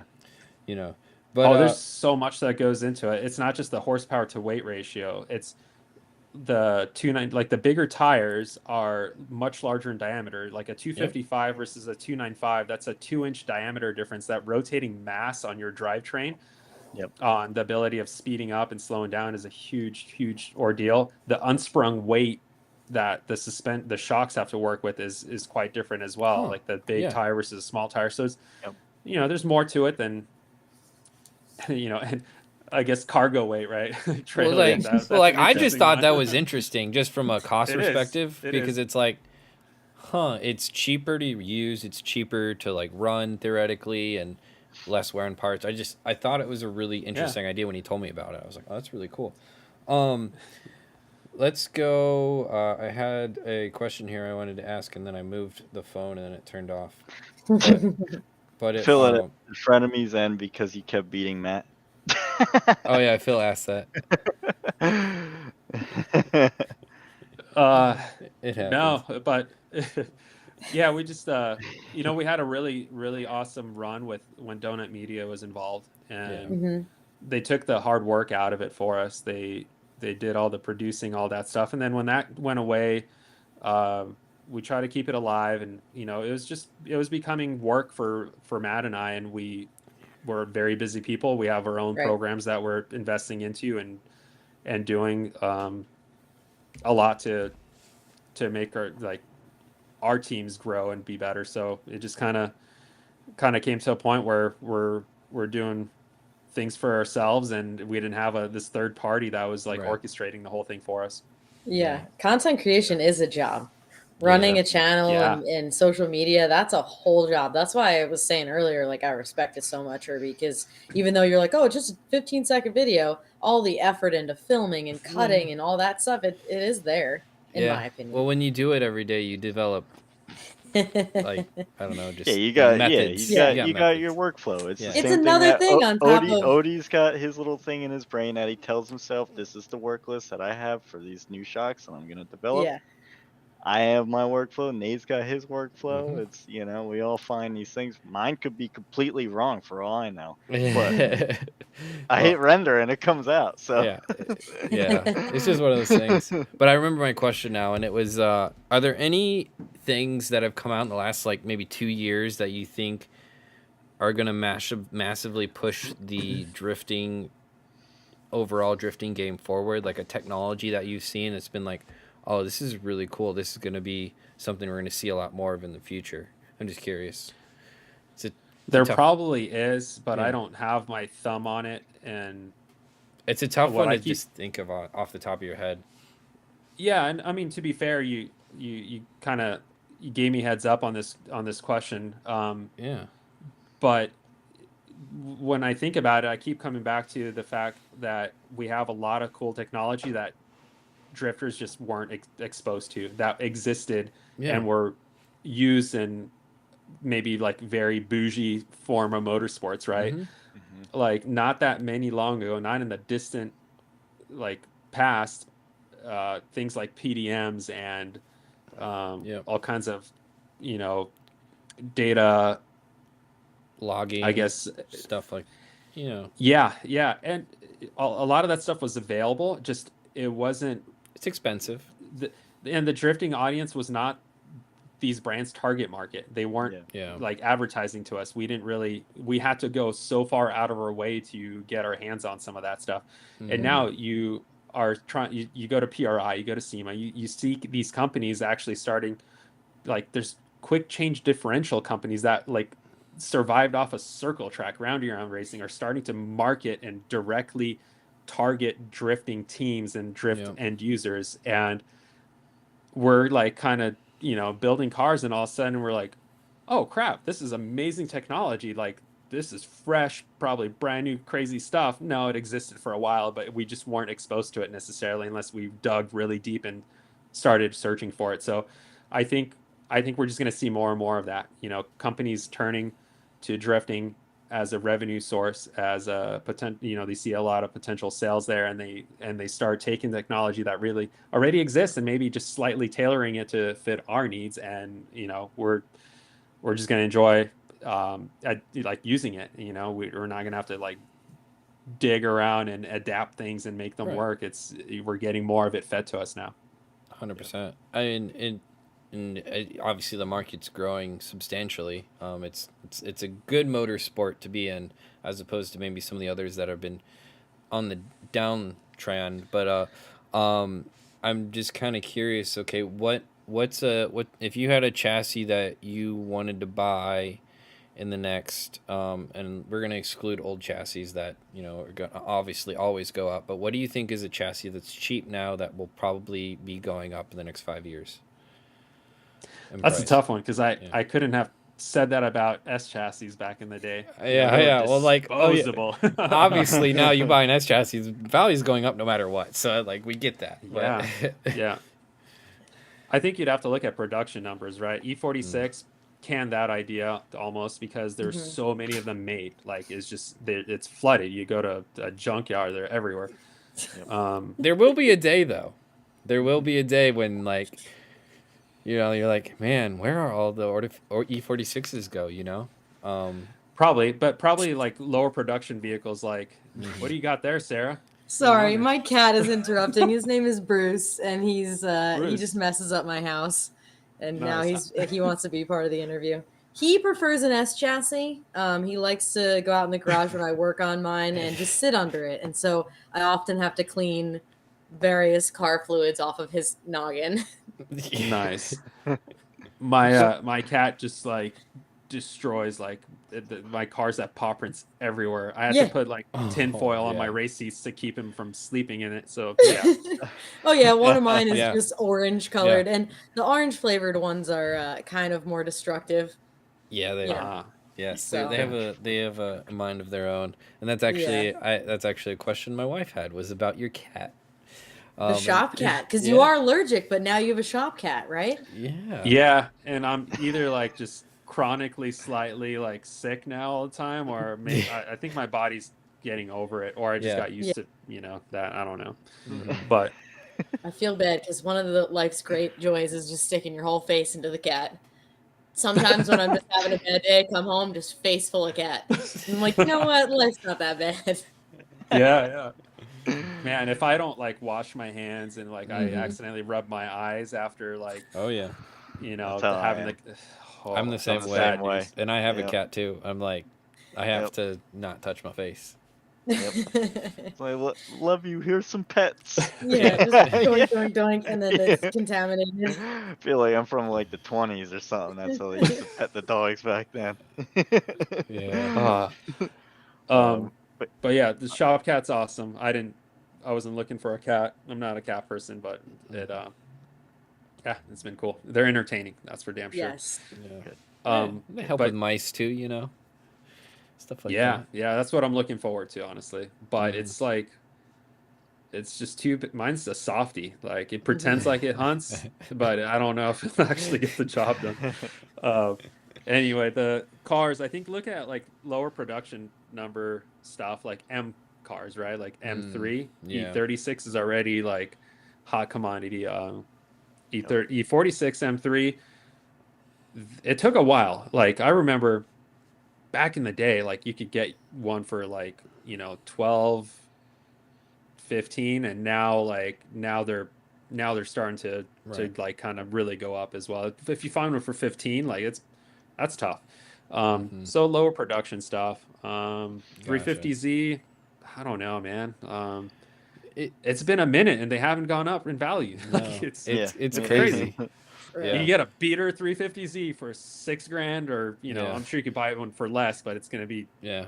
My answer is real a beat. Corvette. Like, I mean, they're starting to go up already, but it's like, I feel like they're just gonna keep going up now. They will, and it's seats. drifters that ruin that, right? Yeah. Because like Yeah. old men were gladly getting rid of their C5 and stuff to buy Mhm. something nicer and newer, and Yeah. everyone's like, that's a old man car. Like, I don't want that thing. Like, Yeah, and now it's like it's a thing now, and it's Yep. crazy, you know. my last Corvette that I had was a C5. I sold it for $7,500. It had nice wheels on it, a Yeah. race seat. No one cared about them. Like I had 3 Corvettes, and that was before they were cool. Like they were just like they're cheap, like Mm-hmm. so. And now they became cool. Yeah.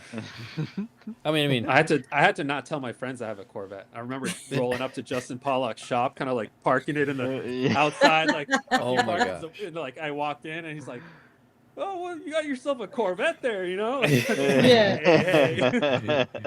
yeah. Well, I mean, he was this back when he had the RX-7.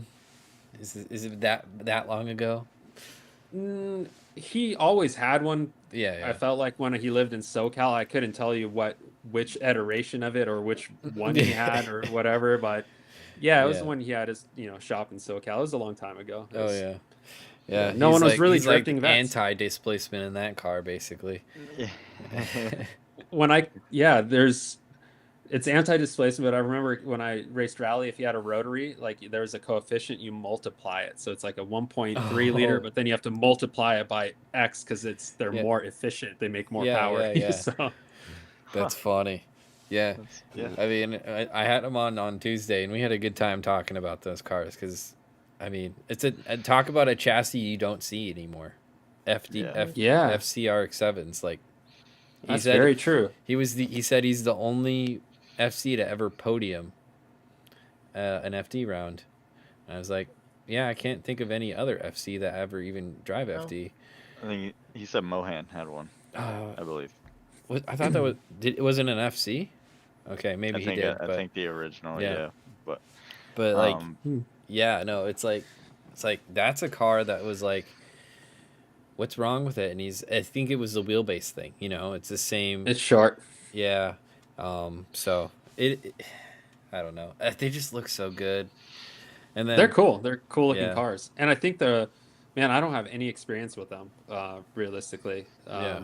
How about FDs? Have what- you played with FDs? Yeah, but not much more than FCs. Like Yeah. the FD suspension, I feel like we've had more involvement as field suspension with Yeah. FD stuff because it was a little bit more popular and like Mhm. YSFAB push their parts forward. And Yeah. It's an iconic Yeah. car. It's up there with the It's- it's a Supra, the gorgeous car. Skyline. It's Oh, like, yeah. So I think that's like also like we're pretty pretty fancy stuff too. Might as well just like have something for these guys. yeah. No. The FDRX7, I remember when I was in like elementary school, walking to school, and I would walk past a Mazda dealership when I was like, I don't know, 4th, 5th grade, and I remember walking by, which I think was FDRX7s, and I was just like, oh my god, like that is like the coolest thing ever. When I Yeah. grow up, I want one, Yeah. Super catered, like the interior is like for the driver, just like the Supra. It's like very just like catered to the driver. It's very neat style on the inside of that. But Bring cool cars back, please. Yeah, that'd be sick. Yeah. Yeah. But our other guy Brandon did have a question. Are you doing grid lives this year? Yeah, I'd like to do, at least the one in California. Yeah. I don't know how realistic it's going to be to hit up the ones that are out of state because, well, my home base is in California. So what about Atlanta? Yeah. Yeah, same weekend, apparently. Yeah. Yeah, but I think that makes it more difficult. Like, because honestly, when a lot of people maybe don't see that, but you ask any FD driver, any team owner, like when you're at FD, you are busy. Like you don't have time to go do Dick much around. at all. So, and yeah, it's just it'd be a little nerve-wracking to go have fun, but I'm sure some guys are gonna do it. But Well, I mean, I'm probably gonna steer away from it and just. Well, you've driven the road course of Atlanta before, right? Like the full course. Like there's so many people that haven't done that, and I'm sure that's like a bug they got to itch, Yeah. No, doing the like S's in the back are so fun. Like it's like 4th gear pinned, and you're just transitioning from one corner to the other. It's a really good time. So, yeah, I've had the ability to do it a couple times when Grid Life used to go to Atlanta, and then they stopped for a while. Yeah. Yeah. Which is why I was surprised he came back. I'm like, hey, I ain't gonna complain though. That was one of my favorite events to film back in the day. But this one's not like a festival, right? This is but you know how Atlanta is though. It's like it's always a party there. Yeah, and once Grid Life happens, it's even more fun. Yeah. The last time Grid Life had a festival at Atlanta, the vibe was kind of weird though, because at the end of the night, it was starting to like, where everyone was told to like shut it down, be quiet. So like it was they were not. We knew something's up. It was the last. Sure enough, it was the last time that they did it there. Yeah, absolutely. Frederico's phone got confiscated by a police officer there because he played. What did he play? Like Bad Boys or something? Like some sort of potentially offensive song to police officers while they're like telling everyone to shut it down. So they like came in, plugged in, and took it. Oh man, that's a cool story. Yeah, that's amazing. So it was an interesting vibe at that Grid Life towards the end of the night. Yeah. Have you been to any of the other ones, like Midwest Fest, or you have, right? Yeah. The Midwest one is my favorite. Like I went there quite a few times. Yeah, and there was a time we convinced. Gingerman, huh? Yeah, dude, that track. It's not like it's got elevation changes or anything. Yeah, no, specific. It's just dope. Like it's a good vibe. Like the balance of the music to the driving, like the mix of the two people. That it's always a great vibe. It's a great people watching event. I will say that. I mean, you see everything. Yeah, they come out at like 9 a.m, full EDM, dressed up. And I'm like, holy cow. That thing is gonna be crazy by the end of the night. Yeah, there's a lot of like a lot of activities in the campsites too at night there. Yeah. It's like it's so fun cruising around like a golf cart, just visiting everyone, and it's a respectable number of people on said golf cart. Yeah, of course. I don't know what you're talking about. No more than 4, obviously. He's not going to incriminate himself on the spot. No, it's only no more than 4. Yeah. This is an interesting one. Celine drifts, and he says, "I'm hesitant to run coilovers because it seems bad to me having all the load being felt at a strut tower. Should I worry or not really? Yeah, so I think they're talking about running on certain vehicles. The shock and the spring is separate from one another, like E46, E36, Yeah. even 350Z. You know, from the factory, you have a designated control arm and a designated spring perch on the chassis to take all the load from the spring. Yeah, I hate commenting on that because that's kind of like up to your discretion. Yeah. But I could tell you that from experience, we've never had an issue of the load transferring on all the majority of the popular vehicles that you see. Yeah. The shock and the spring being combined into one. Right. On E36, E46 chassis, I think it's notorious that you have to reinforce the top of the shocks tower there. Yeah. Along with many other things on an E46, E36 that need to be reinforced. You know, just but that is more of a chassis endemic problem. On Nissan 350Zs, 370s, Infinities, it's been. I have yet to see that being an issue. On the knuckle side, it seems to take the load. On the chassis side, it seems to take the load. I'm not saying that it can't happen, and I would hate to be the one that recommends, like, oh, you should do it, no problem. I'm just saying, from statistically speaking, looking at it, it seems to be fine. Do your research. You got to remember, but one thing you should keep in mind, and it's an interesting perspective, is that when you have a bump stop on the shock, that means that the engineers, I guess, designed it knowing that shock might at some point take the full load of the car plus some, because when the shock bottoms out, all that load is going into the shock tower, not the spring. So there's something to think about. Interesting. Yeah. Well, again, it's been really interesting just hearing your side of the drifting world, and obviously the suspension stuff is really fascinating. And we're almost at the 2-hour mark here, so I really appreciate you coming on. But I do have one more question, and it's usually my favorite. His favorite question. Yeah. Everyone we ask is, do you have an Andy Luck story? Because I will preface this by saying you are about as straight edge from the outside looking in. You're about as straight edge as, like, following the rules as much as possible. From the outside, that's what it looks like. So I'm curious if... I think when I entered FD, I was already pretty mature. So I don't have any juicy stories for you about Andy Luck. I've heard of some stuff that he's told me about that I probably shouldn't say. Probably not. and to be honest, like, most of the issues that arise concerning Andy Luck is you media guys. Ooh, like true. That dude who showed up in shorts in Irwindale. Oh yeah, it is very true. I've had, I've hired media dudes, awesome guys, and I have to hear from Andy Luck, like, hey, this person is not allowed on the venue anymore because he got caught flying a drone where he wasn't supposed to be. And like, I know that story. Damn it. There's I'm sure it's happened to a lot of media guys. Well, it was like during that time period of like, it's probably not legal. They're not driving it, so it'll be all fine. And then, it still wasn't okay. and Grant, I don't think it was Formula Drift so much that had that role as like the venue. Maybe. Yeah, it was. And if anything, Andy Luck was trying to advocate for the media guy, but the venue was just not having it. And then, another media person I've hired, like, I didn't know that they had so much beef with Formula D and Andy in general, like, and then we're halfway through shooting something and Andy's like, you can't have this guy here, blah. I'm just like, oh man, what did I get myself into? So I gotta run a background check on my media people now.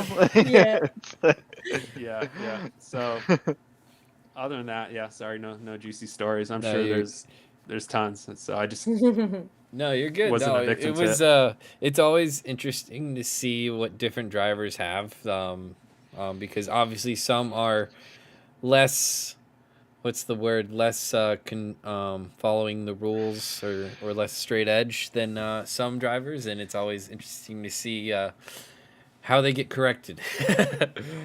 But I mean, again, Absolutely. it's just he's always been a central figure central figure in FD. So it's always cool to kind of hear the stories of what other people think about him as well. But again, I just want to say thank you for coming on. Like, this has been Absolutely. really cool.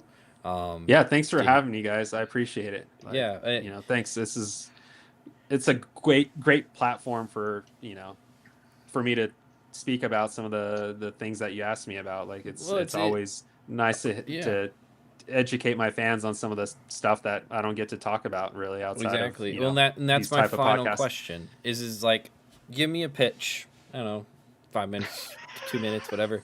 Why buy Fuel Suspension? You know, I never ever push people to buy Fuel Suspension. Like, it's Okay. we don't spend money on marketing outside of sponsoring people. We blow a lot of budget on sponsoring people because it's not that, and sometimes it's not even that we give away product. It's, you know, we commit to rebuilding product at all costs. So when like a prospect driver comes back with a mangled shock, we drop everything in the assembly line to get them up and running again. And that costs a small company like us money. But I'll tell you this much though, like, I poured a lot of my own time and energy into making shocks and tuning shocks because I'm passionate about it. Yeah. And I don't I I'd have a hard time believing that there's a lot of other brands that are being operated by individuals like me that just really care, and I take a lot of pride in the way my, you know, product works, and it would really hurt if I see it not perform well. So you know, I try to create and produce a product that, you know, I could put my name on, and I think that's maybe the differentiating factor between some of the other brands that are out there and ours. And I'm not saying other brands don't have the same, but it's rare to see for me, and I've been in the industry quite some time.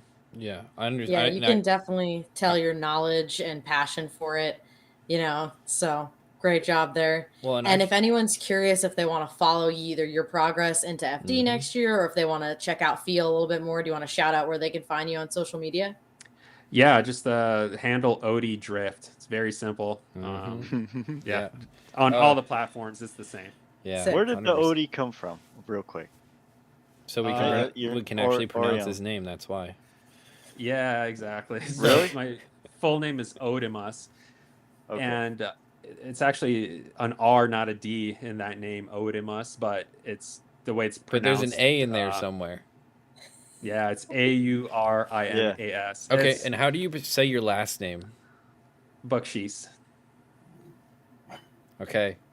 Just to hear crickets. I'm just making sure I have this right. You have a K. I've been saying everything wrong now, I guess. So that's what's up. Now I see how Alex feels. Well, you have a K, a C, and an H all together, and I'm like, I don't know how to make that noise. And it's all sorts of bad. Like, it's you know, it worked great when I lived in Lithuania, where I was born, because Odimus is, believe it or not, is like a fairly common first name there.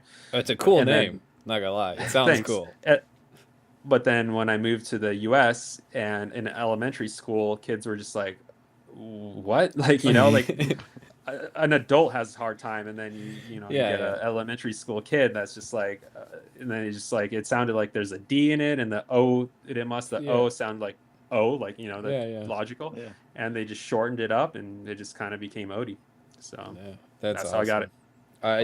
I did want to reinforce, like, I've had a bunch of like compliments from you helping other drivers with like prospect guys or whatever that are running your stuff. I've seen it multiple times where you've been able to help them figure things out or have issues and stuff like that, and it's like, I've personally seen it, so I can vouch for that.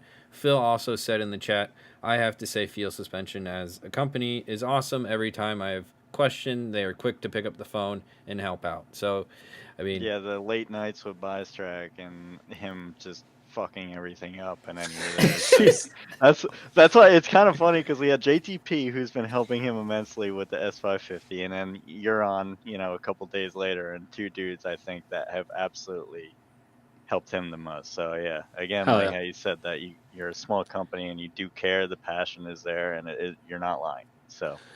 Yeah, I mean, it means a lot to me if my stuff's working well, and it would be devastating to me if I saw it not work well.